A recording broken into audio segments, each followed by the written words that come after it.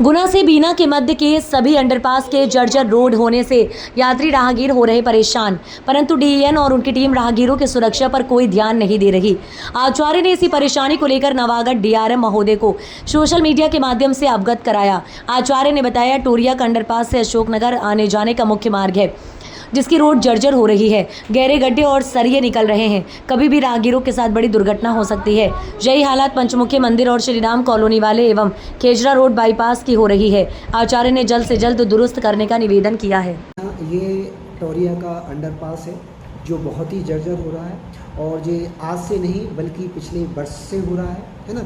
इसके संबंध में मैंने संबंधित अधिकारी से भी कई बार बात की, और इस जर्जर रोड को अगर देखा जाए तो आप देख रहे हैं कि इसमें पूरा कंक्रीट का जो रोड है वो खुद गया है। उसमें से नीचे से सरिये निकल आए हैं, जिससे राहगीरों की गाड़ियों के पहिए फंस जाते हैं और गिर जाते हैं। वो चोटिल हो रहा है। पिछले वर्ष कई ऐसे राहगीर थे जो चोटिल हुए हैं, है ना।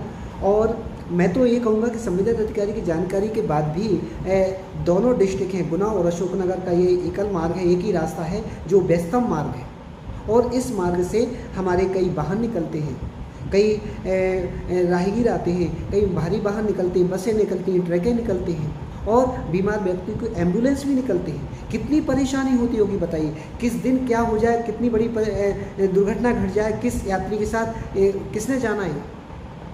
और मैं तो ये कहूँगा कि आप देखते हैं कि दोनों डिस्ट्रिक्ट के लोग यहाँ प्रशासनिक अधिकारी भी निकलते हैं। हमारे दोनों डिस्ट्रिक्ट से जनप्रतिनिधियों का भी आना जाना होता है, परंतु आज तक कोई भी किसी प्रकार की ये संबंधित अधिकारी को जानकारी नहीं दी गई कि इसको दुरुस्त कराया जाए।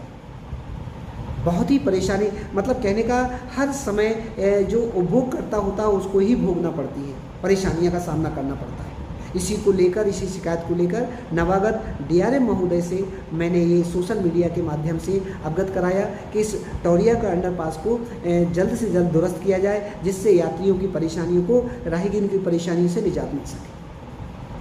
और यही अंडरपास नहीं है, चाहे आप देखिए, आप हमारा श्री राम कॉलोनी का जो स्टेशन के पास बना हुआ है उसको ले लीजिए, उसके भी सरिये निकल रहे हैं, छत से सरिये निकल रहे हैं, और जो रोड है, जबकि वहाँ पर तो रेलवे के कर्मचारियों का भी आना जाना होता है, रेलवे के कर्मचारी आते जाते, लेकिन वो रोड भी बिल्कुल जर्जर हो रहा है। चाहे फिर हमारा पिपरई का सीगोन जाने वाला मार्ग देख लीजिए, या हमारा पिपरई से लेकर मुंगावली बरखेड़ा का रोड अंडरपास देख लीजिएगा, या गुलाबगंज बरखेड़ा वाला अंडरपास, सारे के सारे जो अंडरपास हैं जर्जर हो रहे हैं। लेकिन डीएन महोदय और डीएन महोदय की टीम इस ओर बिल्कुल ध्यान नहीं दे रही है। अंडरपास ही क्या, मैं तो आपको ये बताऊंगा, सारी गर्मी निकल गई, लेकिन हमारा चाहे पगारा हुआ, चाहे साड़ौरा हुआ, चाहे रातीखेड़ा हुआ, चाहे मावन हुआ, पूरी गर्मियों में प्लेटफार्म नंबर 2 पर यात्रियों को पानी नहीं मिल पाया।